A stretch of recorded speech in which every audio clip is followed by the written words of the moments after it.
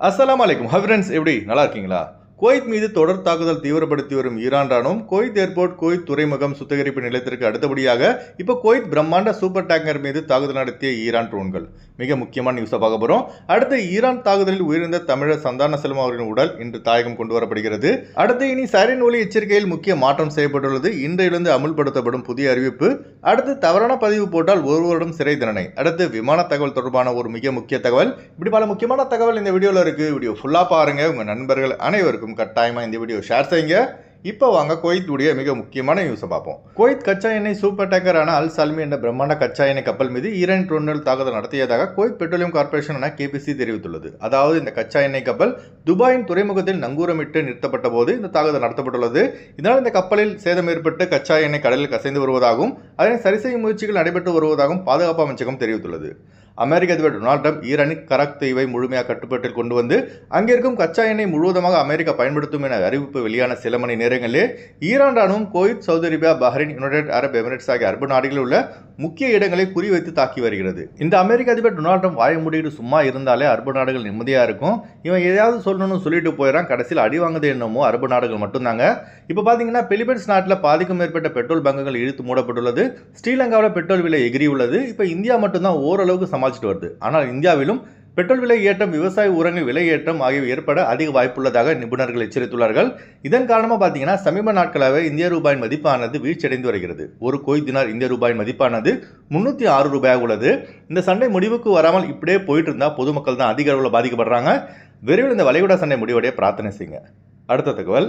Iran ராணுவம் காலையில் எழுந்தவுடனே முதலில் எந்த அரபு நாடுகளை தாக்குதலோ இல்லையோ குவைத் மீது தாக்குதலை மறக்காமல் செய்து வருகிறது. டெய்லி பலாஸ்டிக் ஏவுகணைகள் அல்லது ட்ரோன் தாக்குதலோ இப்படி எதையாவது குவைத் மீது நடத்தி வருகிறது. பாதுகாப்பு அமைச்சகம் வெளியிட்ட புள்ளி விவரத்தின்படி கடந்த 24 மணி நேரத்தில் மட்டும் தலதாஷ் அதாவது 13 ட்ரோன் தாக்குதல் குவைத் மீது நடத்தப்பட்டுள்ளதாகவும் அதனை குவைத்தின் பாதுகாப்பு அமைப்பு இடைமறித்துள்ளதாக பிரிகேடியர் ஜெனரல் சாதல் உத்தேபி அவர்கள் செய்தியாளர் சந்திப்பில் தெரிவித்துள்ளார்கள். இதன் மூலம் இந்த சண்டை ஆரம்பிக்கப்பட்டதிலிருந்து இதுவரை பார்த்தீங்கன்னா அதாவது ஒரு மாதத்தில் மட்டும் 629 ட்ரோன் தாக்குதல் குவைத் மீது நடத்தப்பட்டுள்ளது. இந்த தாக்குதலால் ஏற்கனவே 4 குவைத்தி ராணுவ வீரர்கள், ஒரு சிறுமி உட்பட 6 பேர் உயிர்ந்த நிலையில் நேற்று தமிழ்நாட்டின் ராமநாதபுரம் மாவட்டத்தைச் சேர்ந்த சந்தானம் செல்வம் வயது 36 குவைத்தின் கடல்நீரை சுத்தமாகும் நிலையம் மீது நடத்தப்பட்ட ட்ரோன் தாக்குதலில் பரிதாபம் உயிர்ந்துள்ளது பெரும் சோகத்தை ஏற்படுத்தியுள்ளது. இன்று இவரின் உடல் காலை 7 மணிக்கு குவைத் ஏர்வேஸ் விமானம் மூலம் இந்தியாவிற்கு கொண்டு வரப்பட்டுள்ளதாக இந்திய தூதரகம் தெரிவித்துள்ளது. இன்னா லில்லாஹி வ இன்னா இலைஹி ராஜிஊன். சமூக சேவர் அலிபாய் பேசும் இந்த வீடியோவை பாருங்க. ஒரு முக்கியமான பதிவு. இந்த பதிவை அனைவருக்கும் எத்தி வைங்க. என்ன அப்படின்னா, ஈரானுடைய இந்த ட்ரோன் தாக்குதலில் தமிழ்நாட்டைச் சேர்ந்த, அதுவும் ராமநாதபுரம் மாவட்டத்தைச் சேர்ந்த சகோதரர் பெயர் சந்தான செல்வம், தகப்பனார் பெயர் கிருஷ்ணன், வயது 36, முலகத்தூர், ராமநாதபுரம் மாவட்டம். இவர் மீனா அல்சூரில் இரவு நேரத்தில் பணி செய்து இருந்தார் என்பது குறிப்பிடத்தக்கது. அந்த சமயம் இந்த ட்ரோன் தாக்குதலால் இவர் மரணமடைந்தார். இதற்கான வேலைகள் அனைத்தையும் குவைத் இந்திய தூதரகமும் நானும் இணைந்து செய்து அனைத்து வேலையும் துரிதமாக கையில் எடுத்து முடித்தோம். இன்று 31/3/2026 காலை 7 மணிக்கு குவைத் ஏர்வேஸ் விமானம் மூலம் தாயகம் செல்கிறது. அதன் பிறகு அமர ஊர்தி மூலமாக அவருடைய வீட்டிற்கு செல்லும் என்பதை தெரியப்படுத்துகிறோம். இவரை இழந்து வாடும் அவருடைய குடும்பத்தார்களுக்கு தாங்கள் அனைவரும் துவா செய்யுங்கள். அஸ்ஸலாமு அலைக்கும். நன்றி உறவுகளே. அடுத்த தகவல். குவைத் மீது ஈரான் ராணுவம் பல்வேறு தாக்குதலை தொடர்ந்து நடத்தி வருகிறது. குறிப்பாக பார்த்தீங்கன்னா குவைத் ஏர்போர்ட், துறைமுகம், எண்ணெய் சுத்திகரிப்பு நிலையம், கடல்நீரை சுத்தமாக்கும் நிலையம் மற்றும் குவைத்தில் உள்ள அமெரிக்க ராணுவ தளங்கள் இப்படி தாக்குதல் நடத்தப்படும் போது குவைத்தின் பாதுகாப்பு அமைச்சகம் பார்த்தீங்கன்னா குவைத்திகள் மற்றும் வெளிநாட்டவர்கள் எச்சரிக்கையாக இருக்க சைரன் ஒலியை எழுப்பி வருகிறது. அதாவது இந்த சைரன் சத்தம் அதிகப்படியான சத்தத்தை ஏற்படுத்துவதால் பொதுமக்கள் நிம்மதியாக தூங்க முடியவில்லை. இதனை கருத்தில் கொண்டு உள்துறை அமைச்சகம் புதிய அறிவிப்பு ஒன்றை வெளியிட்டுள்ளது. அதாவது குவைத்தில் இன்று முதல் இரவு 10 மணி முதல் காலை 8 மணி வரை நார்மல் ஸ்டாண்டர்ட் சத்தத்திலே சைரன் ஒலி எழுக்கப்படும்.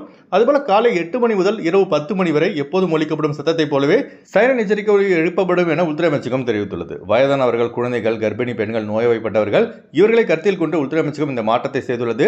அதுபோல குவைத்தில் உள்ள நம் பாலங்க தேவையில்லாமல் ட்ரோன் தாக்குதல் நடத்தப்பட்ட இடத்தை வீடியோ எடுப்பது மற்றும் தவறான செய்திகளை பரப்பினால் கடுமையான தண்டனை விதிக்கப்படும் என குவைத்திகள் மற்றும் வெளிநாட்டவர்களை உள்துறை அமைச்சகம் எச்சரித்துள்ளது. அரபு பத்திரிகை வெளியான ஆதாரத்தின்படி தவறான பதிவுகளை எக்ஸலத்தில் பதிவிட்ட காரணத்தினால் ஒரு வெளிநாட்டவருக்கு 1 வருடம் சிறை தண்டனை விதித்து தீர்ப்பு வழங்கியுள்ளது குவைத்துடைய குற்றவியல் நீதிமன்றம். நீதிமன்றம். அதனால் நம்ம ஆளுங்க அதிக எச்சரிக்கையாக இருங்க. அடுத்து நம்ம சப்ஸ்கிரைபர் பலர் பார்த்தீங்கன்னா கமெண்ட் பாக்ஸில் வந்து ஒரு டவுட் கேட்டிருந்தாங்க. இதை நம்ம வந்து பல முறை சொல்லியிருக்கோம். அதாவது நியூ விசாவில் உள்ளவர்கள் இப்போ சவுதி அரேபியா வழியாக குவைத் நுழைய முடியுமான்னு? நுழையவே முடியாதுங்க. தேவையில்லாமல் சவுதி அரேபியா விசா எடுத்து குவைத் வந்து மாட்டிக்காதீங்க. ஏன்னா இப்போதைக்கு நியூ விசா ஹோல்டர்களுக்கு உள்துறை அமைச்சகம் அனுமதி வழங்கவில்லை. ஒன்லி சிவில் ஐடி உள்ளவங்களுக்கு மட்டும்தான் குவைத்திலிருந்து என்ட்ரி மற்றும் எக்ஸிட்டுக்கு அனுமதி வழங்கப்பட்டுள்ளது. அதுபோல எமர்ஜென்சியாக குவைத்திலிருந்து இந்தியா ஸ்ரீலங்கா செல்பவர்கள் மற்றும் ரிட்டர்ன் குவைத் வருபவர்கள் ஸ்கிரீனில் தெரிகிற ஜியா டிராவல்ஸ் நம்பரை தொடர்பு கொண்டு விமான டிக்கெட் பெற்றுக்கொள்ளலாம். அதுபோல visit visa, tourist visa, visa cancel செய்தவர்கள் எம்பசியால் வழங்கப்படும் சவுதி விசா அப்ரூவலை வைத்துக்கொண்டு குவைத்திலிருந்து எக்ஸிட் ஆகலாம். அதுபோல உம்ரா விசா, சவுதி விசிட் விசா அல்லது டெம்பரரி விசாவை பயன்படுத்தி குவைத்திலிருந்து எக்ஸிட் மற்றும் என்ட்ரி ஆகணும்னா அது முடியாதுங்க. ஒன்லி எம்பசியால் வழங்கப்படும் சவுதி விசாவை பயன்படுத்தி தான் குவைத்திலிருந்து எக்ஸிட் மற்றும் என்ட்ரி ஆக முடியும். அதுபோல குவைத்திலிருந்து ஊருக்கு சென்றவர்கள் 6 மாதம் முடிந்திருந்தால் அவங்களுக்கு பார்த்தீங்கன்னா 3 மாதம் எக்ஸ்ட்ரா வேலிடிட்டி ஆட்டோமேட்டிக்காக கொடுக்கப்பட்டிருக்கு. அதனால லேத் ஆஃப் பயப்பட வேண்டாம். அடுத்து வாங்க குவைத்துடைய தினார் ரேட் பார்ப்போம். ஒரு தினார் குவைத் இந்தியாவின் மதிப்பு 306 ரூபாயாக உள்ளது. ஒரு தினார் குவைத் இலங்கையின் மதிப்பு 1015 ரூபாயாக உள்ளது. இப்போ நான் சொன்னது வந்து குவைத்துடைய அல்முலா ரேட்டுங்க. அடுத்து குவைத்துடைய கோல்ட் ரேட் பார்ப்போம். 1 கிராம் 24 கேரட் தங்கத்தின் விலை 45 தினார் 331 பில்ஸாக உள்ளது. 1 கிராம் 22 கேரட் தங்கத்தின் விலை 41 தினார் 569 பில்ஸாக உள்ளது. ஓகே ஃப்ரெண்ட்ஸ், இந்த வீடியோ ஷேர் செய்யுங்க. இந்த வீடியோ சம்பந்தமாக நீங்கள் என்ன நினைக்கிறீங்க என்பதை மறக்காம கமெண்ட்ஸை பதிவு செய்யுங்க. எப்போதும் இணைந்திருப்போம். உங்களின் ஒருவன் ஜியாவுதீன். அஸ்ஸலாமு அலைக்கும்.